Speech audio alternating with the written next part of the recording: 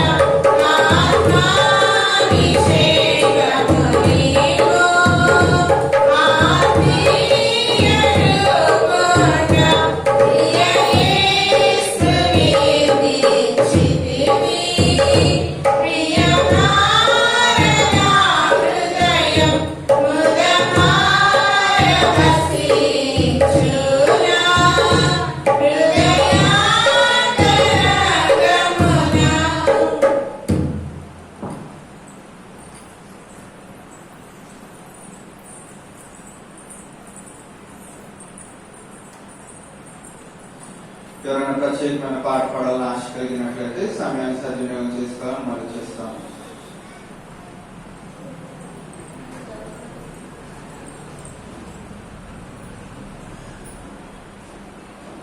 అవకాశం ఇచ్చిన దేవాదేవుని వందనాలండి. పాస్టర్ గారికి పాస్టర్ గారు వందనాలు.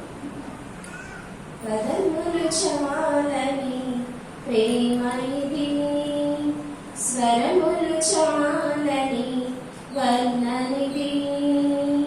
పదములు చాలని ప్రేమ ఇది, స్వరములు చాలని వర్ణనిది. కరములు చాపి నిన్ను కౌగలించి పెంచిన కన్నవారి కంటే మిన్నైన ప్రేమ, వారిని సహితము కన్న ప్రేమ, వారిని సహితము కన్న ప్రేమ. ప్రేమ ఇది యేసు ప్రేమ, ప్రేమ ఇది తండ్రి ప్రేమ, ప్రేమ ఇది ప్రాణమిచ్చిన ప్రేమ, కలువరి ప్రేమ. ప్రేమ ఇది యేసు ప్రేమ, ప్రేమ ఇది తండ్రి ప్రేమ, ప్రేమ ఇది ప్రాణమిచ్చిన ప్రేమ, కలువరి ప్రేమ. పదములు చాలని ప్రేమ ఇది, స్వరములు చాలని వర్ణనిది. నవమాసం మోసి ప్రయోజకులను చేసిన, నవమాసం మోసి ప్రయోజకులను చేసిన కన్న బిడ్డలే నిన్ను వెలివేసిన, కన్న బిడ్డలే నిన్ను వెలివేసిన. తన కరములు చాపి ముదిమి వచ్చు వరకు నిన్నెత్తుకుని ఆదరించు ప్రేమ, ఆ వేదనెంతో తొలగించును ప్రేమ. ప్రేమ ఇది యేసు ప్రేమ, ప్రేమ ఇది తండ్రి ప్రేమ, ప్రేమ ఇది ప్రాణమిచ్చిన ప్రేమ, కలువరి ప్రేమ. పదములు చాలని ప్రేమ ఇది, స్వరములు చాలని వర్ణనిది. మేలులెన్నో పొంది ఉన్నత స్థితికి ఎదిగిన, మేలులెన్నో పొంది ఉన్నత స్థితికి ఎదిగిన స్నేహితులే హృదయమును గాయపరచగా, స్నేహితులే హృదయమును గాయపరచగా, మేడులతో నింపి అద్భుతములు చేసి క్షమించుట నేర్పించెడి ప్రేమ, శాంతితో నిన్ను నడిపించెడి ప్రేమ. ప్రేమ ఇది యేసు ప్రేమ, ప్రేమ ఇది తండ్రి ప్రేమ, ప్రేమ ఇది ప్రాణమిచ్చిన ప్రేమ, కలువరి ప్రేమ. పదములు చాలని ప్రేమ ఇది, స్వరములు చాలని వర్ణనిది. Thank you.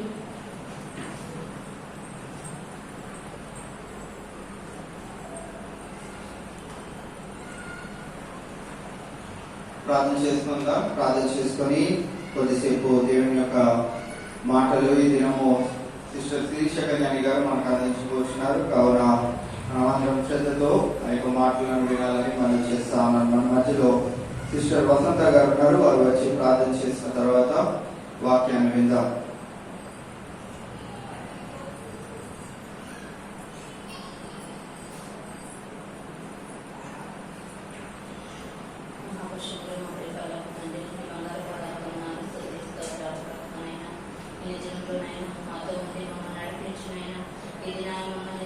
కూర్చోబెట్టిన తండ్రి నీకు స్తోత్రాలు ప్రభువైనా. ఇటు అవకాశం నీకు ధన్యతను మా అందరికి ఇచ్చినందుకు నీకు వందనాలు ప్రభువైనా. ఈ అవకాశాన్ని తప్పు యోగపరుచుకోగల తండ్రి అనేక మంది ప్రభు వారి గృహాల్లో కూర్చున్నారు ప్రభువైనా. ప్రభుత్వనైనా వారికి కూడా నిశ్చితమైతే ప్రభుత్వనైనా నీ సన్నిధికి రావాలని మనసును దయచేయమని అడుగుతున్నాను ప్రభు. ఇప్పటి వరకు నా తండ్రి పాటల ద్వారా మీరు మహిమ పొందుకున్నందుకు నీకు వందనాలు చెల్లించుకుంటున్నాను ప్రభు.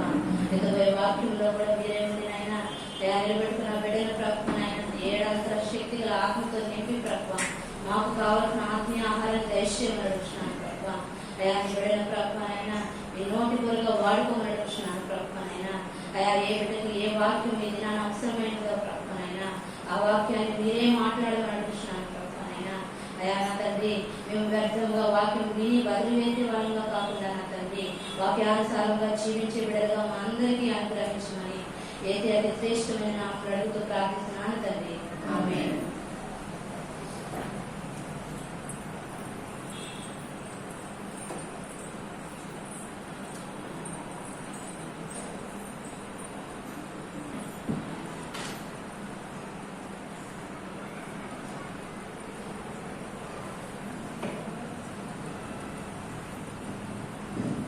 దేవుని నామానికి స్తోత్రాలు. మీ అందరికీ నా వందనాలు.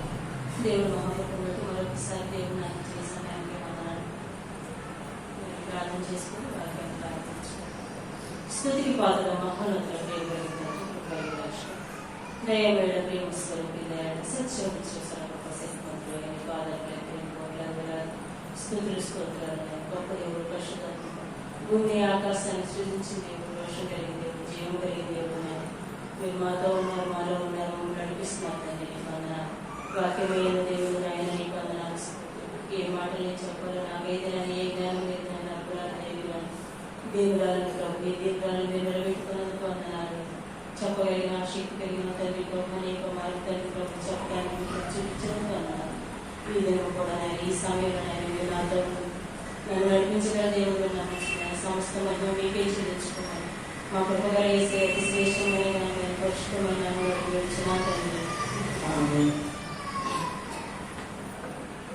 ముందుగా చిన్న పాట పాడుతాం. వాక్యాన్ని ప్రారంభించాం.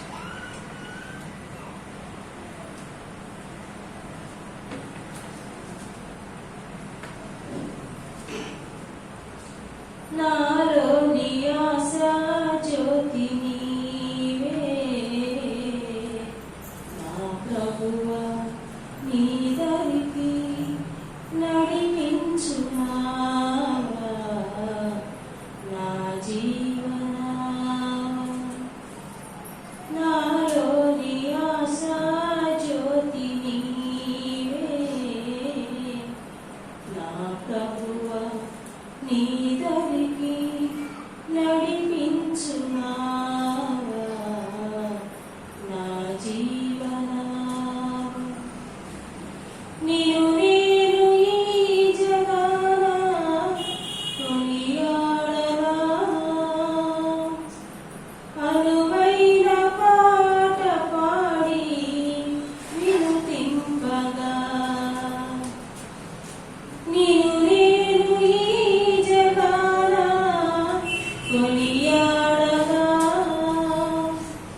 అనువైన పాట పాడి వినుతింపగా. నీ పద సేవ చేయగ దేవా ఎనలేని జీవమును వనగోచుమయ్యా వనగోచుమయ్యా. నాలో నీ ఆశా జ్యోతి నీవే నా ప్రభువా నీ దరికి నడిపించునావా నా జీవనా.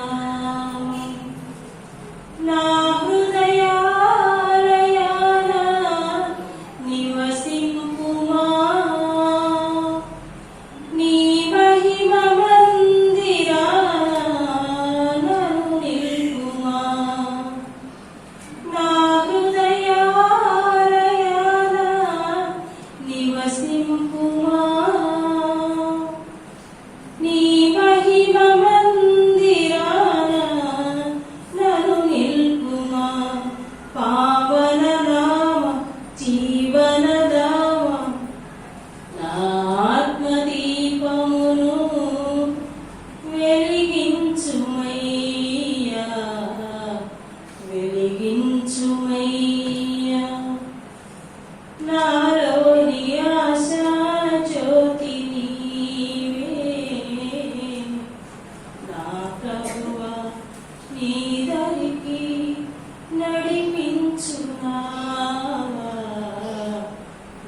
జీవన దేవాదేవునికి వందల చక్కని పాటని నాకు అనుగ్రహించాను. మరి వాక్యం ద్వారా మీతో మాట్లాడని దేవుడు మరి నాకు ఒక వాక్యాన్ని తెలియజేశాడు. దేవుని యొక్క ఆత్మ ఏ రీతిగా మనకి అభిషేకంగా ఉంటుందో తెలియజేద్దామని ఆత్మ అభిషేకం అనే మెసేజ్ నేను తయారు చేసుకున్నాను. మరి యెహెజ్కేలు గ్రంథం 37 అధ్యాయం 1 నుంచి 14 వచనం చూద్దాం.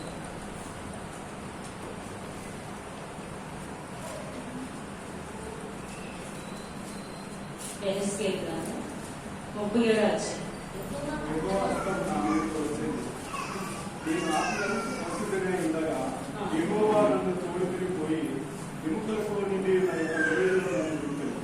ఆయన వాటి మధ్య నన్ను ఇటు అటు నడిపించుచుండగా ఎముకల అనేకములు ఆ లోయలో కనబడి అవి కేవలం ఎండిపోయినవి. ఆయన నరపుత్రుడా, ఎండిపోయిన ఈ ఎముకలు బ్రతుకగలవా అని నన్ను అడగగా, ప్రభువా, యెహోవా అది నీకే తెలియదని నేనంటే అందుకు ఆయన ప్రవచన వ్యక్తి ఎండిపోయిన ఈ ఎముకలతో ఇట్లని, ఎండిపోయిన ఎముకలారా, యెహోవా మాట ఆలకించింది. ఈ ఎముకలకు ప్రభువైన యెహోవా సెలవిచ్చినదేమనగా, మీరు బ్రతుకున్నట్లు నేను మీలోనికి జీవాత్మను రప్పించుచున్నాను. చర్మము కప్పి మీకు నరములనిచ్చి మీ మీద మాంసము పొదిగి చర్మము మీ మీద కప్పెదను. మీలో జీవాత్మను ఉంచగా మీరు బ్రతుకుదురు. అప్పుడు నేను యెహోవానే ఉన్నానని మీకు తెలుస్తుంది. ఆయన నాకిచ్చిన ఆజ్ఞ ప్రకారము నేను ప్రవచించుచుండగా గడగడ అని ధ్వని ఒకటి పుట్టెను. అప్పుడు ఎముకలు ఒకదానితో ఒకటి కలుసుకునేను. నేను చూచుచుండగా నరములను మాంసమును వాటి మీదకి వచ్చెను. వాటిపైన చర్మము కప్పెను. అయితే వాటిలో జీవాత్మ ఎంత మాత్రము లేకపోయాను. అప్పుడు ఆయన నరపుత్రుడా, జీవాత్మ వచ్చినట్లు ప్రవచించి ఇట్లను, ప్రభువు యెహోవా సెలవిచ్చినదేమనగా, జీవాత్మ 4 దిక్కుల నుండి వచ్చి హతులైన వారు మీరు బ్రతుకున్నట్లు వారి మీద ఊపిరి విడువు. ఆయన నాకు ఆజ్ఞాపించినట్లు నేను ప్రవచింపగా జీవాత్మ వారిలోనికి వచ్చెను. వారు సజీవులై లేచి లెక్కింపసఖ్యము కాని మహాసైన్యము పిలిచి, అప్పుడు ఆయన నాతో ఇట్లని, నరపుత్రుడా, ఈ ఎముకలు ఇశ్రాయేలీయులందరినీ సూచించుచున్నవి. వారు మన ఎముకలను ఎండిపోయిను, మన ఆశ విఫలమాయను, మనము నాశనమైపోతుంది అని అనుకునిచున్నారు. కాబట్టి ప్రవచనమెత్తిన వారితో ఇట్లను, ప్రభువు యెహోవా సమాధులను నేను సెలవిచ్చినదేమనగా, నా ప్రజలారా, మీరు సమాధులను నేను తెరచెదను. సమాధులలో నుండి మిమ్మల్ని బయటికి రప్పించి ఇశ్రాయేలు దేశంలోకి తోడికి వచ్చేదను. నా ప్రజలారా, నేను సమాధులను తెరిచి సమాధులలో ఉన్న మిమ్మల్ని బయటికి రప్పించగా నేను యెహోవానే ఉన్నానని మీరు తెలుసుకుందరు. మీరు బ్రతుకున్నట్లు నా ఆత్మను మీలో ఉంచి మీ దేశంలో మిమ్మల్ని నివసింపజేసెను. యెహోవాకు నేను మాట ఇచ్చి దానిని నెరవేర్చునని మీరు తెలుసుకుందరు. ఇదే యెహోవా. దేవునికి స్తోత్రం. ఎంత చక్కని వాక్యం. ఇది నా సాక్ష్యానికి ఫస్ట్గా నేను పొందుకున్నప్పుడు నా సాక్ష్యానికి సాదృశ్యమైన వాక్యం. నేను మంచంలో ఉన్నాను 6 నెలలు, అసలు లేవలేని పరిస్థితి, ఎముకల గూడులాగా అయిపోయాను. ఎవరైనా చూస్తే ఈ క్షణం ఈ అమ్మాయి చనిపోయిద్దేమో అన్న పరిస్థితిలో నేను ఉన్నాను. అప్పుడు మా పాస్టర్ గారు వచ్చి, నా ఊళ్ళో చర్చిలో పాస్టర్ గారు ఉండేవారు, ఆయన అనే వచ్చి, అమ్మ నీకేం కాదురా, నీకు బాగుంటుందంటే డాక్టర్లు కూడా గ్యారెంటీ చెప్పలేదు, మరి చనిపోయింది అంటున్నారు. మరి ఈ అమ్మాయి పుట్టిన బిడ్డ కూడా 7 నెలలకి పుట్టాడు, మరి బలహీనంగా ఉన్నాడు, చనిపోతాడని చెప్పాడు. అలాంటి పరిస్థితుల్లో ఉన్న నేను ఏడ్చుకుంటూ రోజు దేవుడు వాక్యాలు చూసుకుంటూ తండ్రిని బయట పెట్టుకుని ఉండేది. నాకు ఏం చేయాలో అర్థమయ్యేది కాదు. లేచే పరిస్థితి లేదు. ఎంతసేపు పడుకోవాలి, ఎవరైనా పట్టుకొని తీసుకువెళ్తే ఎవరు లేని సమయంలో గోడలు పట్టుకొని నడుచుకుని వెళ్ళేదాన్ని. అలాంటి పరిస్థితి శిరీష కళ్యాణి ఈ రోజు మీ ముందు నిండాగా కనపడుతుంది. ఎముకల గూడు, అసలు ఏం లేదు, నా ఫేస్ కూడా కనపడదు సరిగ్గా. అలాంటి పరిస్థితిలో ఉండేదాన్ని. కాటన్ చీర ఒకటి చుట్టుకొని ఆపరేషన్ చేయించుకొని ఉన్నాను. నాకు చిన్న బాబు, 5 months బాబు, వాడిని పెట్టుకొని మనసులో అలా కొట్టుకు పెట్టుకోండి. పాలు ఉండేవి కాదు, ఏడవలేని పరిస్థితి, నిలబడలేని పరిస్థితి. ఎంత దుఃఖం అంటే నిజంగా నాకు ఎందుకు ప్రభు ఈ జీవితాన్ని ఇచ్చారు, నన్ను తీసుకుంటాను, నాకు అవసరం లేదు. ఎందుకు ఎముకలు కూడా ఏం చేయడానికి పలకడానికి, భర్తకి పలికిరాను, పిల్లలకి పలికిరాను, ఏమి చేయడానికి పలికిరాను, మరి నేను ఎందుకు బ్రతకాను? పాస్టర్ గారు వచ్చి ప్రార్థన చేసేవాడు. అలా నేను అలా ప్రార్థన చేసుకుంటూ ఈ వాక్యం నాకు అనిపిస్తా ఉంది. ఎందుకు దేవుడు నాకు పొద్దాకి ఎప్పుడు అదుపు చేస్తానని, శరీరాన్ని ఇస్తానని, జీవాత్మలు ఇస్తానని ఈ వాక్యాలు నాకు ఎందుకు కనపడతాయి అని నేను అనుకుంటా ఉండేది. అలాంటి పరిస్థితుల్లో పాస్టర్ గారు ప్రార్థన చేసి వెళ్ళిన తర్వాత నేను ఎలాగైనా చర్చికి వెళ్ళాలి, నేను లెగవాలి, లేచి చర్చికి వెళ్ళాలని చెప్పేసి మా అత్తయ్య గారు వద్దన్నా కూడా నేను చర్చిలోకి వెళ్ళి కూర్చున్నాను. నేను ఒకటే అన్నా, అన్నయ్య నాతో దేవుడు మాట్లాడేదాకా నేనైతే ఇక్కడి నుంచి వెళ్ళను, ఇక్కడే పడుకుంటాను, నాకు అన్న వద్దు ఏమవద్దు అని పడుకున్న మనిషికి నేను ప్రార్థనలో అలాగే మోకరించి ఉన్నపోయిన మనిషిని పడుకున్నదాన్ని లెగవలేదు, చనిపోయాను అనుకున్నాను. చిన్నబాబు తీసుకొచ్చి నా మీద మా అత్తయ్య విసిరేసి వెళ్ళిపోయినాను. నాకు అర్థం కాదు అసలు లోటు ఎక్కువ తీసుకొచ్చారు, ఎక్కువ నా మీద వేస్తే తెలియదు, తెలవదైనా నేను లేవట్లేదు. ఈ వాక్యాలు నాకు ఎంతగా ప్రభావం వచ్చింది అంటే అనేతోటి అన్నయ్య ఏంటి నాకు ఇలా జరుగుతుందో నేను ఏం చేయాలి అంటే, అన్నా నువ్వు ఏం బాధపడద్దు, దేవుడు నేను రక్షిస్తాడు, నువ్వు బాధపడద్దు, నువ్వు బాగుండాలి, నువ్వు అసలు చనిపోతానన్న నా మాటను పలకొద్దని చెప్పి నాతో చెప్తా ఉన్నాడు. ఈ జీవాత్మ గురించి దేవుడు నాతో మాట్లాడినప్పుడు నీలో నేను ప్రవచింపగా జీవాత్మ వారిలోనికి వచ్చాను, వారు సజీవులే లేచి లెక్కింప శక్యము కానీ మహాసైన్యంగా నిలిచి. మహాసైన్యం మనం అనుకోవాల్సిన పని లేదు, ఆ శక్తి మనలోకి వచ్చిందంటే మనమే సైన్యం అయిపోతాం. వెళ్ళిపోయాను చర్చికి, అలా పడుకుపోయాను. తల్లారి చనిపోయాను అనుకున్నదండి, లేవలేదు, బయటకు తీసుకెళ్ళాను, మంచం పెట్టేస్తాను. ఏంటి నాకు ఈ పరిస్థితి నాకు తెలియదు, వాళ్ళు మంచం బయట వేసిన సంగతి నాకు తెలియదు, నన్ను పట్టుకెళ్ళిన సంగతి తెలియదు. మంచంతో సహా నన్ను లేపుకొని వెళ్ళిపోయాను అన్నమాట బయట. అలా ఉండిపోయాను. ఇక ఏం చేశారో వాళ్ళేదో పాపం నా కోసం ఏం చేశారో నాకేం తెలియదు. నాకు అన్నం కూడా తినిపించారంటే నాకు తెలియదు. ఇక తెల్లారి లేచిన తర్వాత నా మీద వర్షం పడింది. వర్షం ఎందుకు పడిందో తెలియదు, ఎక్కడ పడలేదు, నా మీద పడి చిరుకులు మరి ఎందుకో అని లేచిపోయాను. నేను నా ఆత్మ వెళ్ళి దేవుని దగ్గర ఉండిపోయిందంట. మళ్ళీ నేను దిగొచ్చానంట. ఆ శరీరంలోకి నా ఆత్మ నింపబడింది. అన్నయ్య అని ఒకసారి వచ్చి లేచాను. లేస్తే ఏం తెలియగా, అమ్మా నువ్వు బాగానే ఉన్నావా, ఇప్పుడు మా మీద దుమ్మెత్తి రాళ్ళు ఎత్తిపోస్తారమ్మా అందరూ, ఇక నువ్వు అయిపోయావు అనుకున్నావు, కానీ నిన్ను దేవుడు సజీవురాలుగా ఉంచాడంటే నిజంగా ఎంత గొప్ప విషయంలో తెలియగా, నీకు అసలు ఏమీ తెలియదమ్మా, ఇప్పుడు నువ్వు పిలిచే వరకు నువ్వు లేవని మేము అనుకుంటున్నాం అన్నారు వాళ్ళు. ఏం చేయాలి అర్థం కాదు, లేచి ఎలా చూస్తా ఉన్నాను అంతా. అనే ఏంటి నాకేమైంది, నేను లోపల ఎక్కడ ఉండాలి కదా, ప్రేయర్లో ఉన్నాను, తెల్లనారంగా ప్రేయర్లో ఉన్నావమ్మా, నీకు తెలీదు, ఇప్పుడు లేచావు అంటే ఒక రోజు అయిపోయింది, ఇప్పుడు లేచావు అనమాట అన్నారు. నాకే ఆశ్చర్యం వేసింది. నేను నిన్న ప్రేయర్లో కూర్చోబెట్టి ఒక రోజు గడిచిపోయిన తర్వాత నేను చనిపోయాను అనుకుని వాళ్ళు అనుకుంటున్నాను, నేను లేవట్లేదు. నిజంగా ఇది జరిగేపోయినా మనుషులకైతే సాధ్యం కాదు ఇది ఎంత మాత్రం.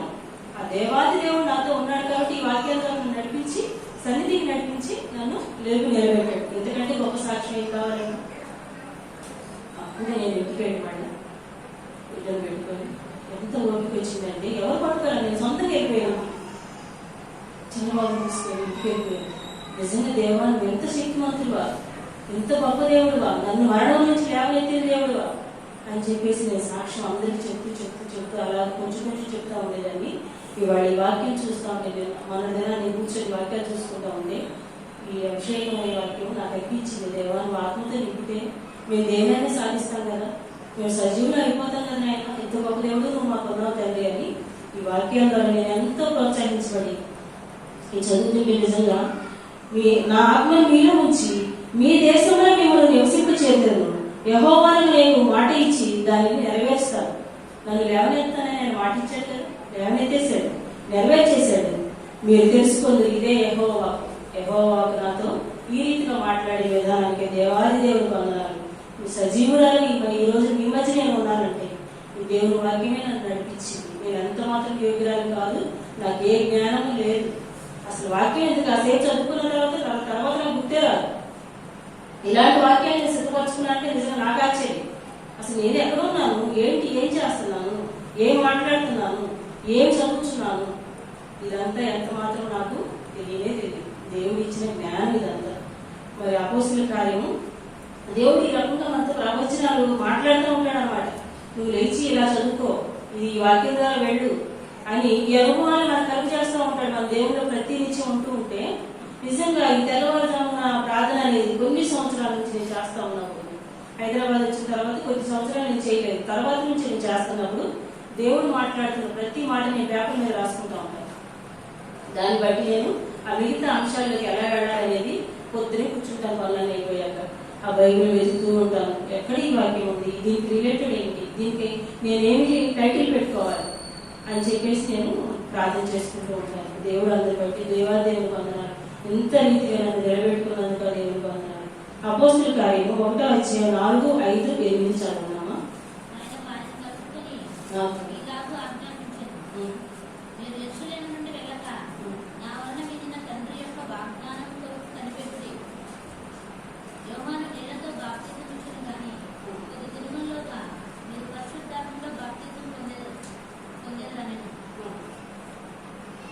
పరిశుద్ధాత్మ దేవుడు యాకోబు నీడతో బాప్తీసం ఇచ్చాడు.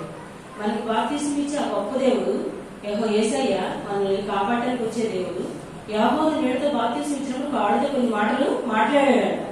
ఆ మాట్లాడిన మాటలు బట్టి వాడు దేవుడు మనకి ఈ రూపంగా ఇతని ద్వారా బాప్తీసం ఇప్పిస్తున్నాడని వాడిని నమ్ముకొని బాప్తీసాన్ని పొందుకున్నాడంట.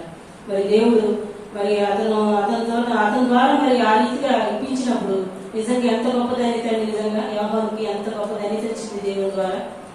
మరి అదేవిధంగా 2:6-16-21 చదువుకున్నాము. 2:4-6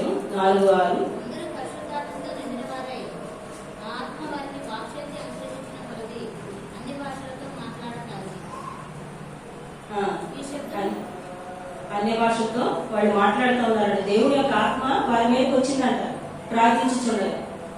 అగ్ని జ్వాలల వంటి నాలుకలు విభాగించి అదే కింద పరిశుద్ధాత్మతో నింపబడిన వారి ఆత్మ వాక్శక్తి అనుగ్రహించి ఆత్మ అంట మన మధ్యలోకి వచ్చినప్పుడు అనేకమైన భాషలు మాట్లాడుతూ ఉంటామంట.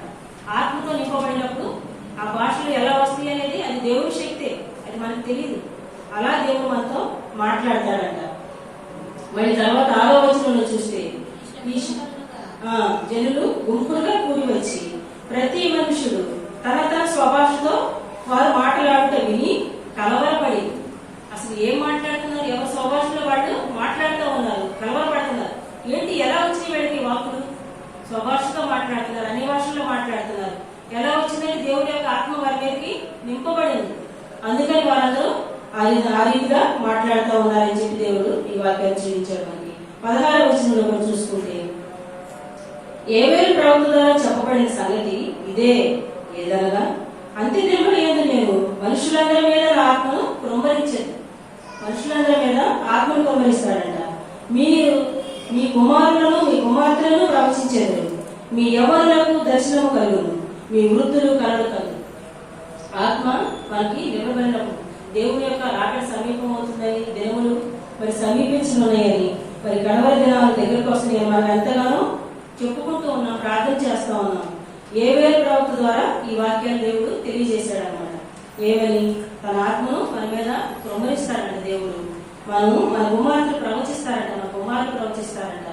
ముసలి వారు వృద్ధులు కళలు కంటారంట.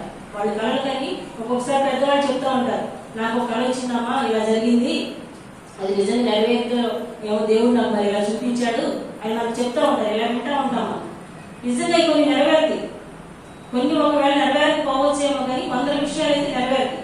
అది జరిగింది, కరెక్ట్గా జరిగింది. వాళ్ళు చెప్పింది. పెద్దవాళ్ళు మనకి ఏదో చెప్తున్నారే, వీళ్ళదేముందిలే మనం తోసేస్తాం, కానీ కరెక్ట్గా జరిగింది. అందుకే దేవుడు సామెతల గ్రంథంలో మిగతా గ్రంథాల్లో చెప్పింది ఏంటంటే, నీతిమంతుల కుమారులంట భిక్షమెత్తుట ఆయన చూడంట, వారి పిల్లల తర్వాత యుగములకి వాళ్ళ పిల్లల్ని కాపాడతాడంట. ఏ రీతిగా అంటే పెద్దల ద్వారా మాట్లాడి, ప్రవక్తల ద్వారా మాట్లాడి అవన్నీ మరి అంత జ్ఞానం కలిగి మరి దేవుడు మన పట్ల ప్రవక్తల ద్వారా మాట్లాడిస్తున్నాడంటే అది ఎంత గొప్ప విషయం అంటే, మనం ఈ లోకాన్ని పూర్తిగా మర్చిపోవాలన్నమాట. ఆ సమయంలో ఈ లోకంలో మనం ఉన్నాం కాబట్టి లోక పరిచయం మనకు తప్పదు. ఈ లోకంలో అనేక మాటలు తప్పవు, నలుగురితో మాట్లాడటం తప్పదు, కష్టాలు పట్టడం తప్పదు, కన్నీళ్ళు పట్టడం తప్పదు. ఎందుకంటే పాపంలో మనం ఉన్నాం. దేవుడు మనతో మాట్లాడుతున్నాడంటే, ప్రవచిస్తున్నాడంటే అర్థం ఏంటి? మనం దేవుళ్ళు పరిశుద్ధంగా మన హృదయాన్ని పరిశుద్ధపరచుకొని ఆయనతో మాట్లాడుతూ ప్రార్థన చేసుకుంటూ ఉంటే ఆయన మనల్ని వాక్యాల ద్వారా తరచు ప్రవచించేలా చేస్తాడు. మనకి ఒక్కొక్కసారి మార్నింగ్ లేచేటప్పుడు రోజుకు ఏదో ఒక పాట లేకపోతే వాక్యం ద్వారా చేస్తూ ఉంటాను. అలాంటి వాక్యాలను నేను సిద్ధపరచుకుంటాను అన్నమాట. ఏంటి దేవుడు ఈ రోజు ఇలా ఈ వాక్యం చెప్పాడు కదా, చూద్దాం ఈ వాక్యం నాకు ఎందుకు వచ్చిందో ఒకసారి ఈ వాక్యాన్ని పరిశీలన చేసుకున్నాం. అది నాకు ఎందుకు చూపించాడు దేవుడు, దాని ద్వారా ఏమన్నా మెసేజ్ చేసుకోవచ్చేమో. మాట్లాడుతున్నాడంటే అది గొప్ప విషయం, చాలా గొప్ప విషయం. ఎందుకంటే నేను ఎందుకు పనికిరాని దాన్ని, పాపిని, ఈ లోకంలో నేను జీవిస్తున్నాను. అనేకమైన మాటలు, అనేకమైన దోషాలు, ద్వేషాలు నా మధ్యలో ఉండొచ్చు. కానీ నేను మాత్రం నన్ను నేను పరిశుద్ధపరచుకుంటూ ఆ దేవుడి వైపు చూస్తున్నాను కాబట్టి బహుశా ఈ వాక్యాల ద్వారా నాతో దేవుడు మాట్లాడుతున్నాడేమో అనేసి నేను ఇలాంటి మాటలు నేను జాగ్రత్త పరుచుకుంటూ ఉంటాను. వారు ఎవరికైనా చెప్పేటప్పుడు కూడా అంటాను. నిన్నటి దినాన మా గల్లీలో కొంతమందితో కలిసి కూర్చున్నాను అనమాట. అది ఎందుకంటే నేను ఎప్పుడు అసలు ఎక్కడికి వెళ్ళను, వాళ్ళు పిలుస్తూ ఉన్నారు నన్ను రోజు. నేను ఎందుకు వెళ్ళాలి అని చెప్పేసి, ఎందుకు మా అనవసరమైన విస్తారమైన మాటలు దోషాలు ఉంటాయని వెళ్ళలేదు. అనుకోకుండా వెళ్ళి కూర్చున్నాను వాళ్ళ దగ్గర. కూర్చొని వాళ్ళకి చెప్తా ఉన్నాను, అమ్మ అది వాళ్ళు ఏదో అంటా ఉన్నారు, అమ్మ మా కోసం ప్రార్థన చేయ, చాలా సమస్యలు నేను చెప్పలేని పరిస్థితి, మా కోసం ప్రార్థన చేయవాడు అన్నప్పుడు నేను ఒకటే అన్నాను, మా దేవుడు చాలా గొప్పవాడమ్మా, మేము ఇప్పుడు ఉపవాసం ఉంటున్నాం కదా అని చెప్పేసి మేము ఏదో ప్రార్థన బాగా విపరీతం చేసేవాడు అని చెప్పి నేనైతే చెప్పుకోవట్లేదు, కానీ దేవుడు మమ్మల్ని నడిపిస్తున్నాడు. మేము అగ్నిలో పడి వెళ్ళినప్పుడు కూడా మేము కాలిపోము, నీళ్ళలో పడి మేము జలాల మధ్యలో పడి వెళ్ళినప్పుడు కూడా జలం ఏం చేయదు, పారం మా మీద నుంచి మునిగిపోము. మేము ఎన్ని కష్టాలు కన్నీళ్ళు వచ్చినప్పుడు మమ్మల్ని లేవనెత్తాడు. నా చుట్టుపక్కల ఎంతమంది ఫ్యామిలీస్ అయితే ఉన్నారు వాళ్ళందరి పేరు నేను ప్రార్థన చేస్తాను, మీ అందరి కోసం చేస్తున్నాను. మీరంటే పూజ చేసుకుంటారు, మేమే దేవుడు ప్రార్థన తప్ప మాకు వేరే లేదు కదా, మేమేం చేయము, ప్రార్థన మేము చేసేది, మీ అందరి కోసం నేను ప్రార్థన చేస్తున్నాను, మీరేం బాధపడద్దు, ఏ సమస్యనో నాకు చెప్పండి, నేను ప్రార్థన చేస్తానని వాళ్ళతో అన్నప్పుడు వాళ్ళు అదే అంటున్నారు. వాళ్ళు నీళ్ళు వచ్చి మాకు అందరికి ప్రవాహంలాగా వాటర్ వచ్చేసింది, ఈ డ్రైనేజ్ వాటర్. వాళ్ళ ఇళ్ళని మునిగిపోయి వాళ్ళు మా ఇంట్లోకి వచ్చారు. మా ఇంట్లోకి వస్తే నేనేం చేశానంటే, మేము నైట్ అంతా నిద్రపోలేదు, వాళ్ళు పడుకున్నారు 2-3 గంటల తర్వాత. నేను లేచి మోకాళ్ళ మీద ప్రార్థన చేసుకుంటా ఉన్నా. అది ఎప్పుడు దాకా అలా చేసుకుంటా ఉన్నా ఆమె వెళ్ళదంట ఆ ప్రార్థన. మోకాళ్ళ మీద ఏంటి అమ్మాయి నిద్రపోకుండా 3 గంటల సమయానికి 4 గంటల సమయానికి కరెంట్ కూడా లేదు మాకు అందరికీ. మాకు గణేష్ అంతా కరెంట్ పోయింది. అయినా చీకట్లు నేను మోకరించుకొని కింద పట్టపరుచుకొని కొడుకున్నాను. ఆవిడకి మంచం ఇచ్చారు, లోపలే మా వారు కొడుకున్నాను. ఇక సరే నేను కింద ప్రార్థన చేసుకుంటా ఉంటే ఆమె వెళ్ళి చూస్తా ఉన్నాను, ఏంటి అమ్మాయి లేచి టైంలో ఏదో మాట్లాడుతూ ఉన్నాను. దేవుని వాక్యాల ద్వారా నేను ప్రార్థన చేసుకుంటే ఆమె నేను గుర్తు చేసిన విషయం, అమ్మ అవునమ్మా నువ్వు ప్రార్థన చేస్తున్నావు చెప్తే మేము వెళ్ళలేదు, కానీ నిన్నైతే నేను చూసాను ప్రార్థన చేసుకోవడం, ఎంత గొప్ప విషయం. అన్ని మధ్యలో మనం ఉంటున్నాము, వాళ్ళు మన సహాయం కోసం వచ్చారు, వాళ్ళు మనం ఇంట్లో పెట్టుకున్నాము, వాళ్ళ ఎదురు మనం ప్రార్థన చేస్తే వాళ్ళు మనం చూశారు. ఇదే సాక్ష్యం, మనం ఆయనకి సాక్షులుగా ఉన్నాం. మేము ప్రార్థన చేస్తుంటే ఆమె అలాగే నిద్రపోకుండా అలాగే వింటున్నాను. ఎంత బాగా చేసావు ప్రార్థన, నేను ఆ రోజు గమనించాను. నువ్వు ప్రార్థన చేసుకుంటున్నావు అంటే నేను ఏదో అనుకున్నాను, నువ్వు తెల్లవారుజాము నుంచి ప్రార్థన చేస్తున్నావు అందరి కోసం. ఎంతసేపు చేసావు నిజంగా, నేనైతే నిద్రపోయాను, నువ్వు ఎంతసేపు మోకరించి ప్రార్థన చేసావు నాకు తెలియదమ్మా. చాలా మరి ఎంతసేపు మోకరించామనేది కాదు, కానీ ఎవరి కోసం మొరపెట్టారు, ఎవరిని మొరపెట్టారు, ఎవరి గురించి మొరపెట్టారు, ఎవరి అవసరాల కోసం మనల్ని చూస్తున్నారు, మనం ప్రార్థన చేసి ఎవరికి ఏమైనా ఉపయోగపడుతుందా లేదా, ఇవన్నీ మనం ఆలోచన చేసుకుంటా ఉంటే ఎన్ని సమస్యలు గుర్తొస్తూ ఉంటాయో, ఎన్ని మాటలు గుర్తొస్తూ ఉంటాయో, ఎన్ని వాక్యాలు గుర్తొస్తూ ఉంటాయో. నిజంగా నేనైతే ఈ సంతోషాన్ని పొందుకుంటున్నాను. నా శరీరాన్ని నలగొట్టుకున్న పర్వాలేదు, కానీ నేను దేవుని యొక్క మాత్రం నా సంతోషాన్ని ఈ రీతిగా పొందుకుంటున్నాను. అందుకు దేవాది దేవునికి వందనాలు. ఆయన ఆత్మ అభిషేకంతో నన్ను నింపుతున్నాడో లేదో నాకైతే తెలియదు, కానీ నా ప్రార్థన అయితే దేవుడు వింటున్నాడు, నాకు నమ్మకం కలిగింది. నా యేసయ్య నా ప్రార్థన వింటున్నాడు. అపోస్తలుల కార్యం 19:1-7 వరకు.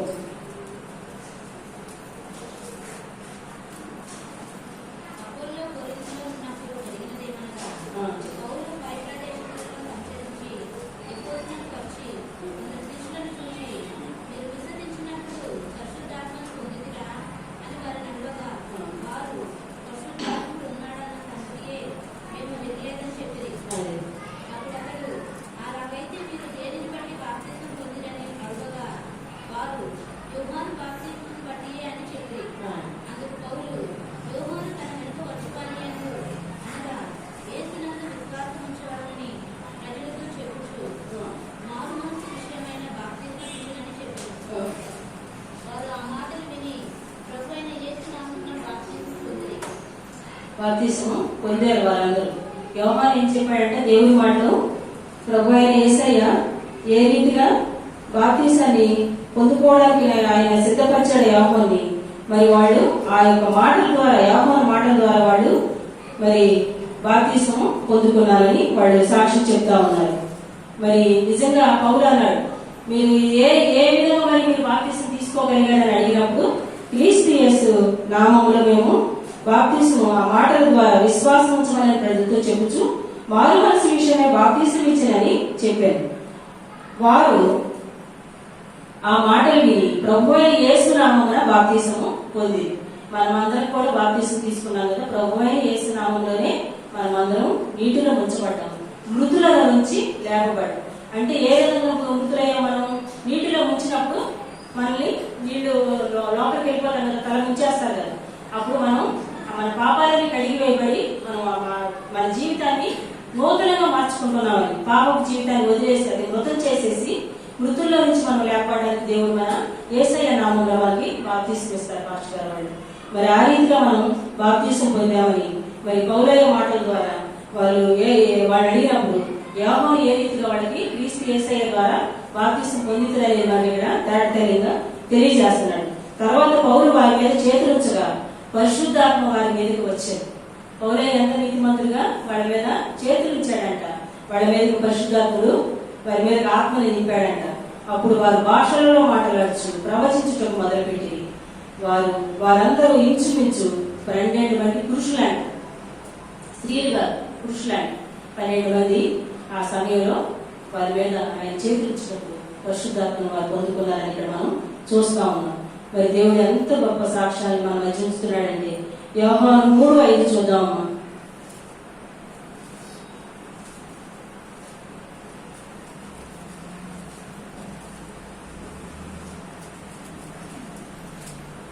యేసు ఇట్లనెను, ఒకడు నీటి మూలంగాను ఆత్మ మూలంగాను జన్మించితేనే గాని దేవుని రాజ్యంలో ప్రవేశింపలేడని నీతో నిశ్చయంగా చెప్పుచున్నాను.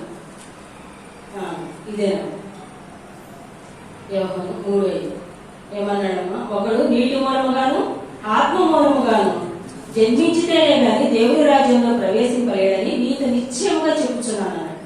మరి శరీరం మూలంగా నిర్మించినది శరీరమునకు, ఆత్మ మూలంగా జన్మించినది ఆత్మై ఉన్నది. మనము శరీరము సంబంధం కాబట్టి మనం ఇక్కడ శరీరానికి సంబంధించింది శరీరం మాత్రమే, శరీరానికి సంబంధించింది శరీరమును మూలంగా సంబంధించింది జన్మించినది శరీరమును, ఆత్మ మూలంగా జన్మించినది ఆత్మయే ఉన్నది. నీటి మూలంగా అంటే ఇప్పుడు మన బాప్తిస్మం గురించి చెప్పుకున్నాం కదా, నీటి మూలంగా ఆత్మ మూలంగా మనం దేవుని చేత ప్రేరేపించబడితేనే మనం బాప్తిస్మం తీసుకోవాలి. నేను బాప్తిస్మం తీసుకుంటాను అని చెప్పి మనం మాస్టర్ గారికి చెప్పినప్పుడు మనం ప్రేరేపించబడితేనే చెప్పాలన్నమాట. నాకు అలాగే అనిపించింది, నేను బాప్తిస్మం తీసుకోవాలని అనుకుంటున్నాను, మరి దేవా నాకు ఏంటి మనసు కలగట్లేదు, మరి నువ్వు ఎప్పుడు ప్రేరేపిస్తావో నాకు తెలియదు, కానీ నేనైతే బాప్తిస్మం తీసుకోవాలని ఆశపడుతున్నాను సంఘానికి దేవుడికి వచ్చినప్పుడు అనుకుంటా ఉండేదాన్ని. ఒకరోజు దేవుడు నాతో మాట్లాడాడు, నువ్వు బాప్తిస్మం తీసుకొని ఎట్టి పరిస్థితుల్లో వాక్యాన్ని చదవాలి, పాటలు పాడాలి, వాక్యం చెప్పాలి, చెప్పగలిగే శక్తిని పొందుకోవాలి అని నాతో మాట్లాడినప్పుడు నాకు అప్పుడు అనిపించింది. అయ్యా వాక్యం చెప్తున్నప్పుడు అనుకున్నాను, ఈ రోజు నేను అట్లా తీర్మానం తీసుకోవాలి, మేము బాప్తిస్మం తీసుకోవాలని. మేము ఇంకా కొంతమంది 25 సంవత్సరాలు మనకి మీటింగ్స్ జరుగుతాయి కదా, ఆ సమయంలో మేమందరం ఒక 25 మంది తీసుకోవాలనుకున్నాం, కానీ బహుశా కొంచెం తక్కువైనట్టుంది. నెంబరు 25 మంది అయ్యామా, అప్పుడు తీసుకున్నాం, మేమందరం తీసుకున్నాం. నిజంగా ఎంత గొప్పదని తండ్రి ప్రేరేపించబడడం ఒకటి. ఒక ప్రత్యేకమైన దినంలో మేమందరం 25 years సిల్వర్ జూబ్లీ మేమందరం తీసుకోవడం జరిగింది. నిజంగా ఎంత గొప్పదని నేను అదే అనుకున్నాను. దేవాని వందనాలు, ఈ సమయంలో మమ్మల్ని దర్శించే మాతో మాట్లాడారు. చక్కని బాప్తిస్మం తీసుకోవడానికి మాకు ఇది గుర్తుండిపోయే ఒక చక్కని కార్యక్రమంలో మమ్మల్ని ఇచ్చినందుకు మీకు వందనాలని ఎంతగానో ప్రార్థించుకోవడం జరిగింది. దేవాదేవుని వందనాలు. ఎవరు ఒప్పుకున్నా ఒప్పుకోకపోయినా నా మనసుకు నచ్చింది నేను చేశాను. ఆ తర్వాత వాళ్ళందరూ ఒప్పుకోవడం జరిగింది. నా భర్త కూడా అన్నాడు, ఇప్పుడు తీసుకోవడానికి వీల్లేదు అన్నారు. కానీ నేను ఒకటే అనుకున్నాను, దేవా నా మనసుకు నచ్చింది నేను చేస్తున్నాను. ఎందుకంటే నా పాపం అనేది, నా బాప్తిస్మం అనేది నాకు సంబంధించింది, నా మనసుకు సంబంధించింది, అది వ్యక్తిగతమైనది. మన దేవుడితో ఉండాలి అనుకుంటే ఉండాలి, లేదంటే లేదు. మన క్రైస్తవుల మాట ఏ రీతిగా ఉండాలంటే అవును అంటే అవును, కాదంటే కాదు అన్నట్లుగా ఉండాలని నా మనసుకైతే నచ్చింది నేను చేస్తున్నాను. ఆ తర్వాత ఏం జరిగినా కానీ అది నీ చిత్తమే నాయన ప్రార్థన చేసుకున్నాను. తీసుకొని వెళ్ళిపోయి ధైర్యంగా ఈ రోజు వరకు నన్ను దేవుడు నడిపిస్తున్నాడు. అందరూ బట్టి దేవాదేవుడు వందనాలు. మత్తయి 3:11 అమ్మా.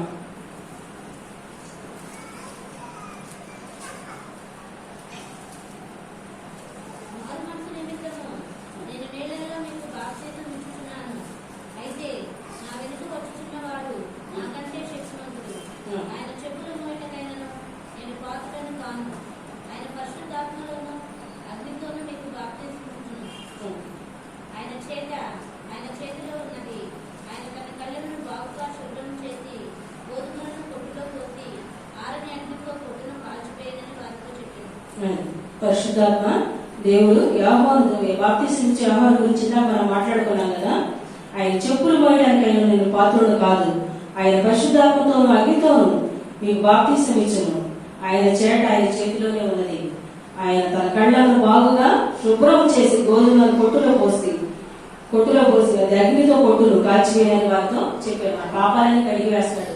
ఆ యేసయ్య చెప్పులు వేయడానికి నేను అర్హుని కాదు, కానీ ఆయన వాగ్దానం ద్వారా నేను ఆ వాగ్దాన పురుషుడికి నేను ఇవ్వడం జరిగింది అని చెప్పి యోహాను తన యొక్క తగ్గించుకునే తనాన్ని అక్కడ మనకి చూపించినట్లుగా తెలుస్తుంది.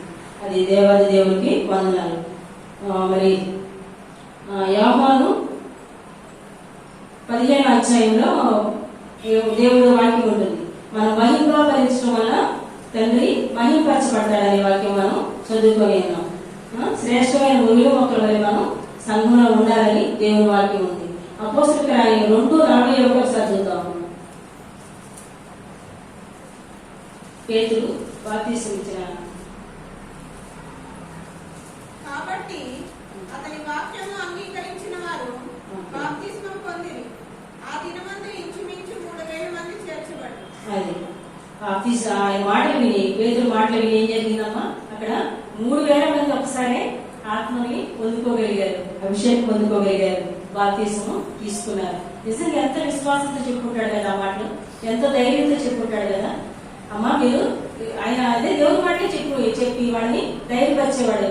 అలాగే వాళ్ళని ఆత్మలోకి నడిపించేశాడు. మనం మాట్లాడుతున్నప్పుడు మన మాటలు అంటే నిజంగా కొన్ని చాలా కొంతమందికి ఇలా హత్తుకునేలా ఉంటాయట. అవి ఒక్కొక్క వాక్యం మనల్ని తాకుతూ ఉంటాయి. అది అందరికీ తాకు, ఎవరో ఒక్కొక్కరికి ఒక్కొక్క వాక్యం తాకుతూ ఉంటుంది. అది నిజంగా చాలా గొప్ప విషయం అది. ఎందుకంటే దేవుడు మనతో పాస్టర్ గారి ద్వారా వాక్యం చెప్పేవాళ్ళ ద్వారా ఆ వాక్యాలు వాళ్ళ హృదయానికి తాగుతూ ఉంటాయి. అప్పుడు వాళ్ళకి అనిపిస్తూ ఉంటుంది, ఈ వాక్యం ఎంత బాగుంది, ఇది నాకు చాలా సరిపోయినట్టుగా ఉంది అని చెప్పేసి మనం ఒకరినొకరు అనుకుంటా ఉంటాం. ఈరోజు వాక్యం ఎంత బాగా చెప్పారు కదా, ఆ వాక్యం నాకే వచ్చిందేమో, నా గురించి చెప్పారేమో అనిపించింది, అంత బాగుంది, చక్కగా చెప్పారు కదా వాక్యం అని మనం బయటికి వెళ్ళిన తర్వాత ఆ వాక్యాన్ని మళ్ళీ ప్రచురం చేయడానికి ప్రయత్నం చేస్తూ ఉండాలి. ఎదుటి వాళ్ళు మన సాక్ష్యాన్ని చెప్తున్నప్పుడు ఈ వాక్యాన్ని జోడిస్తే వాళ్ళు అంటారనమాట. వాళ్ళతో నేను అదే అన్నాను కదా, అగ్నిలో మేము వెళ్ళినా కూడా జ్వరం మమ్మల్ని కాల్చు, ఎన్ని బాధలు వచ్చినా కూడా మేము నిలబడతాం ఇలాగే అని చెప్తున్నప్పుడు వాడు నిజంగా చాలా ఆశ్చర్యం. అమ్మ నువ్వు ప్రార్థన చేయడం మేము చూసాము, విన్నాము, నువ్వు చక్కగా ప్రార్థన చేస్తావు, అవసరమైనప్పుడు మేము ఏదైనా చెప్తే వింటావు, ఆ ప్రార్థన చేస్తావు అని వాడు చెప్తున్నప్పుడు నిజంగా మనం చాలా ధన్యులు దేవుడి విషయం. దేవుడు మనల్ని ఈ రీతిగా వాడుకుంటున్నాడంటే మన ప్రాణం ఉన్నంత వరకు, మరణం వరకు నమ్మకమైన జీవితాన్ని జీవించాలని ఆ దేవుని దగ్గర నేను మొరపెట్టుకుంటున్నాను. 1వ యోహాను 1వ వచనం నుంచి 4వ అధ్యాయం 1 నుంచి 4 వరకు.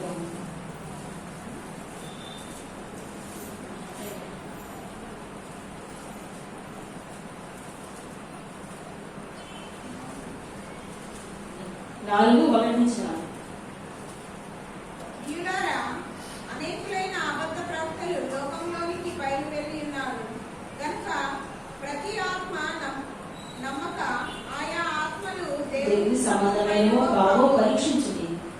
యేసుక్రీస్తు శరీరధారి వచ్చినని ఏ ఆత్మ ఒప్పుకొనో అది దేవుని సంబంధమైనది. యేసయ్య మనకి శరీరధారి వచ్చాడని మనం నమ్మాలి. నమ్మినప్పుడే అది దేవుని ఆత్మ అని మనకి రూఢిగా ఉంటుంది అన్నమాట.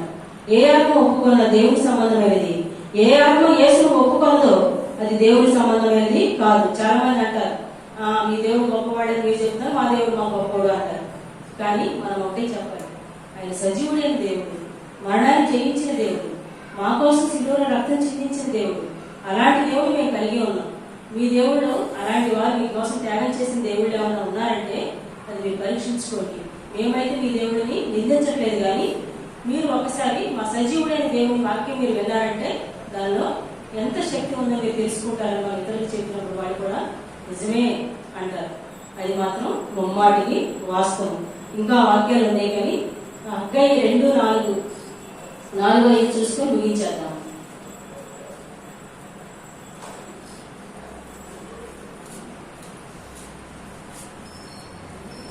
హగ్గై 2, నా ఆత్మ మీ మధ్య ఉన్నది కనుక భయపడవద్దని దేవుడు మాట్లాడుతూ ఉన్నాడు.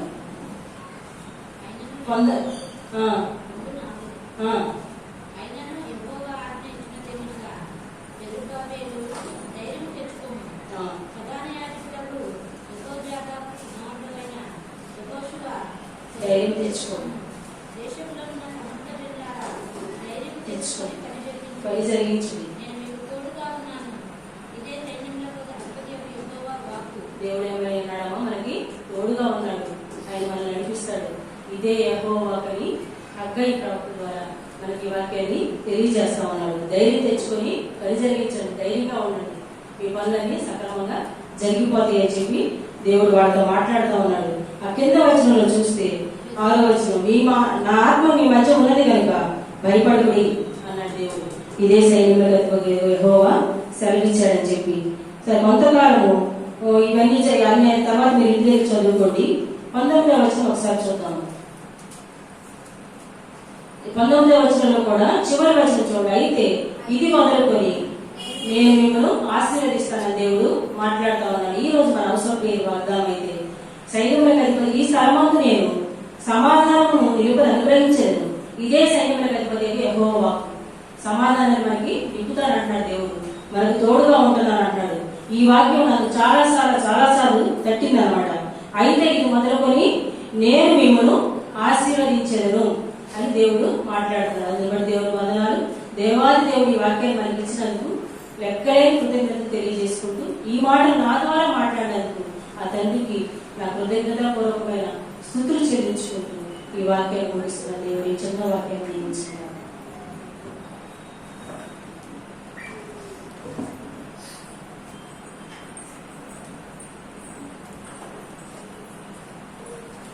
ప్రార్థన చేసుకుందాం. ప్రార్థన చేసుకొని కుడి కన్ను ముగించుకుందాం. మమ్మల్ని మిగిలిగా ప్రేమించిన మా పరలోకపు తండ్రి, యేసు రాజా, నీ ఘనమైన శ్రేష్టమైన ఉన్నతమైన నామమునకే వందనాలు, స్తోత్రం తండ్రి. ఈ 27వ దినాన ప్రభువా మమ్మల్ని ఇటు రీతిగా నీ సంఘంలో సమకూర్చిన విధానం బట్టి మీకే వందనాలు, స్తోత్రం తండ్రి. ఈ శిలోషంల ధ్యానాల్లో ప్రభువా మరి అనేక మందిని నీవు వాడుకుంటున్న విధానం బట్టి మీకే వందనాలు, స్తోత్రం తండ్రి. వారి చేతిలో పలికిస్తున్న ప్రతి ఒక్క మాటలను బట్టి, విలువైన మాటలను బట్టి మీకే లెక్కలేనటువంటి వందనాలు, స్తోత్రం ప్రభువా. ఈ దినము మరి శ్రీశా కళ్యాణి సిస్టర్ గారిని ప్రభువా నువ్వు నిలబెట్టుకొని అనేకమైన మాటలను ప్రభువా ఈ దినము మాకు తెలియచేసిన రీతిని బట్టి మీకే వందనాలు, స్తోత్రం తండ్రి. నీ అభిషేకం ఎటు రీతిగా ఉంటుందో ప్రభువా, నీ యొక్క ఆత్మ ఫలములు ఎటు రీతిగా ఉంటాయో ప్రభువా మాకు ఈ దినము అందజేసిన ఆ యొక్క మాటలను బట్టి మీకే వందనాలు, స్తోత్రం తండ్రి. అనేకమైన అంశాల ద్వారా ప్రభువా ఈ దినము ప్రభువా మాతో మాట్లాడిన విధానం బట్టి మీకే వందనాలు, స్తోత్రం ప్రభువా. మరి ఆ యొక్క బిడ్డ సాక్ష్యాన్ని కూడా ప్రభువా ఎటు రీతిగా తన జీవితంలో నుంచి ప్రభువా నిన్ను ఎరిగి ఉన్నదో, నిన్ను తెలుసుకొని ఉన్నదో ప్రభువా ఈ దినము అనేకుల మధ్య నీ బిడ్డగా ఎలా అయితే పిలువబడుతూ ఉన్నదో ప్రభువా ఆ విషయాలన్నింటినీ ప్రభువా ఈ దినము బిడ్డ ద్వారా మాకు అందించిన రీతిని బట్టి మీకే లెక్కలేనటువంటి వందనాలు, స్తోత్రం ప్రభువా. మా జీవితాల్లో మీరు ఎటు రీతి కార్యములు చేస్తారో ప్రభువా మరి బిడ్డ వివరించిన రీతిని బట్టి కూడా మీకే లెక్కలేనటువంటి వందనాలు, స్తోత్రం ప్రభువా. మరి మీ యొక్క ఆత్మ ద్వారా ప్రభువా మేము అందరం రక్షింపబడి ఉన్నామని ప్రభువా, మేము దాని ద్వారా ప్రభువా మరి మేము ఎటు రీతి జీవితాన్ని జీవించాలో ప్రభువా మాకు ఈ దినము నేర్పించిన విధానం బట్టి మీకే లెక్కలేనటువంటి వందనాలు, స్తోత్రం ప్రభువా. విన్న వాక్యాలన్నింటినీ ప్రభువా మేము మా యొక్క మనసులో నెమరు వేసుకుంటూ ప్రభువా వచ్చే ఆదివారపు యొక్క బలారాధనలో ప్రభువా మేము అటు రీతి ప్రభువా మరి ఆ మాటలను జ్ఞాపకం చేసుకుని ప్రభువా నీ బలలో చేపేటకు నీ యొక్క సహాయంలో మా అందరికి అనుగ్రహించమని ప్రార్థన చేస్తున్నాను దేవా. మరి అలాగే దినము ప్రభువా మరి నువ్వు తీసుకొచ్చిన ప్రతి ఒక్క బిడ్డను బట్టి మీకే లెక్కలేనటువంటి వందనాలు, స్తోత్రం ప్రభువా. వారందరూ ప్రభువా మరి తిరిగి వారి గృహాలకు వెళ్తుండగా మీ యొక్క సన్నిధిని వారందరికీ తోడుగా ఉంచి ప్రభువా రేపటి దినం ఇటు రీతిగానే కలుసుకొని ప్రభువా నీ యందు ఆనందించే గొప్ప ధన్యత మా అందరికీ దయచేయమని ప్రార్థన చేస్తూ ఈ ప్రార్థన ప్రభు యేసు నామములో అడిగి వేడుకుంటున్నాం మా తండ్రి. ఆమేన్.